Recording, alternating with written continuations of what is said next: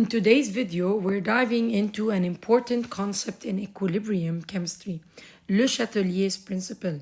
We'll learn how equilibrium responds to changes in concentration, temperature, and pressure, and I'll show you how to solve common exam-style questions. So let's get started. You can also watch on my YouTube channel other videos related to Le Chatelier's principle for more practice. So, first of all, what is Le Chatelier's principle? Le Chatelier's principle states that if a system at equilibrium is disturbed, it will adjust to counteract the change and restore equilibrium. This means the system will shift in a direction that opposes the disturbance. In order to understand Le Chatelier principle, we use the water tank analogy. So suppose I have here in these two tanks water, and these two tanks are in equilibrium. Water can flow in both directions. So now in number 2, we applied a stress. We disturbed the equilibrium by, for example, adding some amount of water to the tank on the left. So if water was added to this tank on the left, to re-establish equilibrium, the water in these two tanks will flow in this direction. To counteract this disturbance, done. So now again, equilibrium is re-established. Now let's apply, so here equilibrium is re-established. Now let's apply another stress. Now this time, the stress is removing some amount of water from the tank on the left. In order to re-establish equilibrium and for the system to counteract this stress done, the water in the tank will go and will flow in this direction to re-establish equilibrium. So let's take some examples to understand how questions come and what could be the factors or the stress to disturb. So here I have a system in equilibrium. So I'm gonna apply a disturbance, or I call it a stress, on this system. So we're gonna shake in the equilibrium, and you will predict in which direction equilibrium will shift to correct the disturbance done. Now, what could be the disturbance? Removing certain concentration of A or B or C, or adding a certain amount of A or B or C. That's a disturbance. Or, for example, increasing or decreasing the temperature of a system at equilibrium. Or a stress could be a change in the volume or the pressure. So all of these are considered as a stress. I always like my students to start solving Le Chatelier's principal questions using the water tank analogy. Once they get used to the questions, they can just imagine the water tank and answer the question. So first, let's begin the question removing A. So in the water tank analogy, A is on the left side. It's on the left side. So I'm going to write A above the tank to the left and B plus 2C on this side. Okay? So removing A, it means you took a cup from this water. You removed from this water. So if you removed from this water, from this tank to the left, the water in the tank would go in this direction to the left to re-establish equilibrium. So removing A will shift the equilibrium backward or towards the left. Again, let's take another stress. B. Removing C. C is on this side, is on the right side of the equation. It's a product. So as if I am removing water from the tank to the right. In order to re-establish equilibrium, the water is going to move in this direction. So if I removed C at equilibrium, equilibrium is going to shift towards the right to give me back C. Toward the right, the product side. Now, another example. Adding B. Adding a certain concentration of B means, and B is on the right side of the equation. So as if I am on the right side of the water tank and I'm adding some more water. So in order to re-establish equilibrium, the water in this tank is going to go to the opposite direction towards the left. D. Increasing the pressure. Whenever they deal with a question about pressure, gases are the ones exerting pressure. So whenever we have pressure question, a stress that is related to pressure, we need to count how much gas we have in the reactants and in the products. So here I have 1 mole of A or of reactant versus 1B and 2C, means 3 moles of products. So when we increase pressure, we need the equilibrium to shift to the direction of less molecules of gas to reduce that increase done. So an increase in the pressure, it means I don't want my equilibrium to go toward more molecules, because if it goes toward more moles of B and C, that will add more and more pressure. So if I increase the pressure, we need the system to go in the opposite direction to the left in order to reduce the pressure by producing less molecules of gas. So I'm going to write here to the left side. Now, increasing volume. You need to know that pressure and volume are inversely proportional. It means that if I increase the volume, it means the stress here is decreasing the pressure. So increasing volume means decreasing pressure.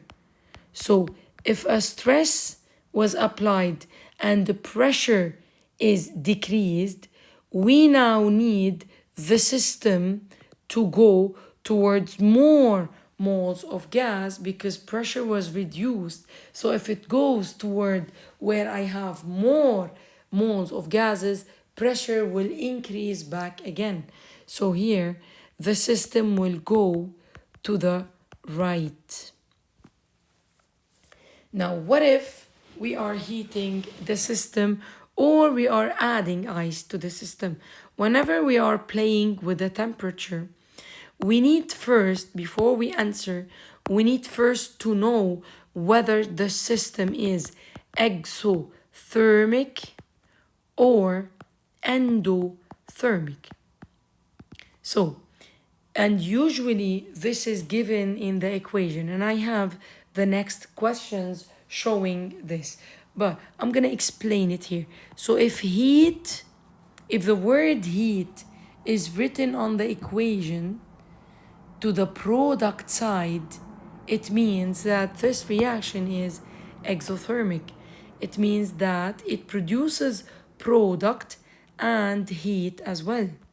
Or sometimes they might write delta H, a negative value. So it means that this reaction is exothermic. Now I would like to deal with it as like another product in the for in the on the equation. Now, if the reaction is endothermic, you would see the word heat written with the reactants. Now, let me just take an example and consider that this reaction is exothermic. So, increasing the temperature. The heat on this equation is written on the right side. So as if you are adding, in the water tank analogy, more water to the tank on the right.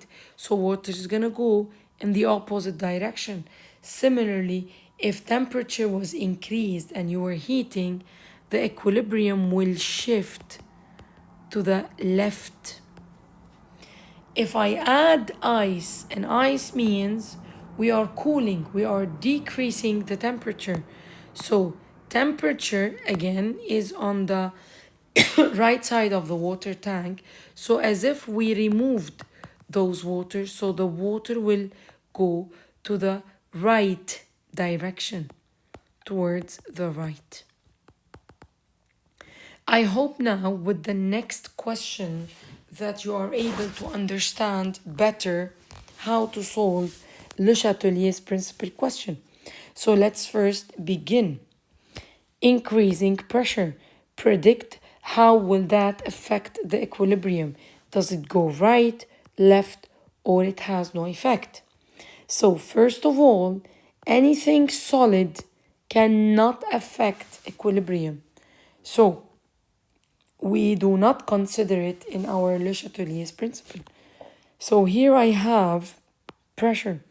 I have 1 mole of a gas on this side versus 0 mole of gases on the other side. 0 mole. So if we increased the pressure, we need the reaction or the equilibrium. The equilibrium will shift towards the right, towards the side where no gases are produced in order to counteract this increase. Done. Now let's take another question. Decreasing the temperature. And the temperature, obviously this reaction is exothermic. So if I decrease the temperature, I have a decrease in the temperature. Imagine now in your head the water tank analogy. So if I have a decrease in the temperature, it means the reaction is going to go towards the right because heat is on the right side of the equation, to the right. Now adding CaO, adding a substance that is solid, it has no effect, as I said, on the equilibrium. Now removing CO2, again imagine the tanks. So here I am removing CO2 and CO2 is on this side. So we are removing water from this side.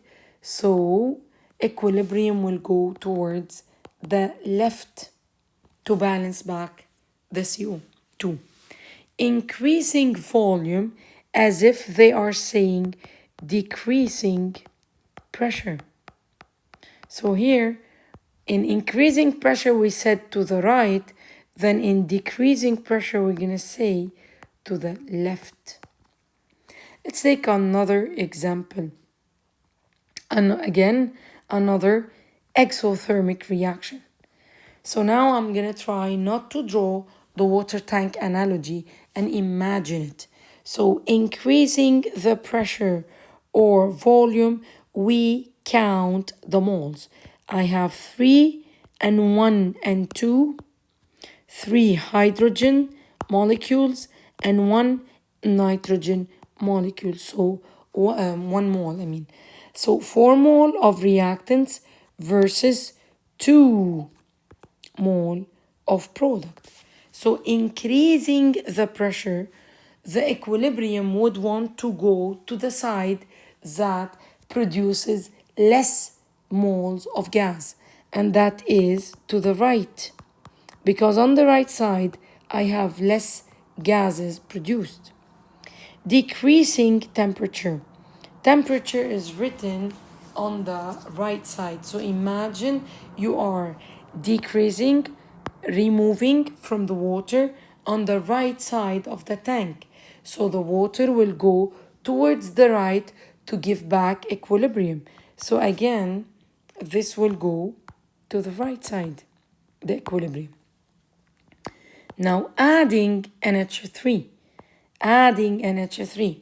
Again, imagine in your head the water tank and you are adding water to that tank on the right side. So the water is going to go toward the left. So here to the left side. Removing N2. What's going to happen if I removed N2? Imagine the water tank and you are removing water from the left side. So the equilibrium also is going to go to the left. Finally, increasing volume, that means decreasing pressure. So the equilibrium is going to shift toward the side that gives me more moles of gas because pressure was reduced, so we need to shift it up. So again, to the left.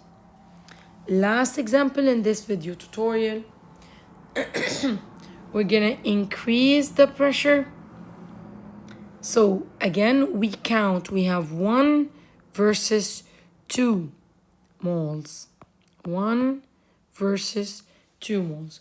So what happens if I increased the pressure? Equilibrium will shift toward the side that will decrease or produce less gas to reduce that pressure. So left. Decreasing temperature. And as you can see, this is an endothermic reaction. Heat is written with the reactants. So imagine here you are removing water from that water tank from the left tank side. So removing or decreasing the temperature, it means that the system is going to shift toward the left to give back the heat. Adding N2O4. Adding N2O4. N2O4 is on the left side of the reaction. So as if we're dealing with the left tank. So you are adding water to the left tank. Water will go to the right side. And again here the equilibrium will shift to the right side. Removing NO2. Same thing. You are removing water from the right side of the tank, so the equilibrium will go towards the right. Finally, the last question. We are increasing the volume as if we are decreasing the pressure, so the equilibrium again will go to the right to produce more moles of gas. So, to summarize, Le Chatelier's principle helps us predict how a system at equilibrium reacts to changes. Okay, so remember these key takeaways. Adding something, the system will shifts away from what was added. Removing something, system shifts toward what was removed. Increasing temperature, we need, or decreasing temperature, we need to check if the reaction is endothermic or exothermic in order to see what's going on. And for the pressure, increasing pressure, it means the equilibrium will shift toward the side that has fewer gas molecules. So for pressure and volume, you count how many gas moles you have and you start comparing. So that's it for today's lesson. If you found this video helpful, give it a thumbs up and subscribe for more chemistry tutorials. Thank you.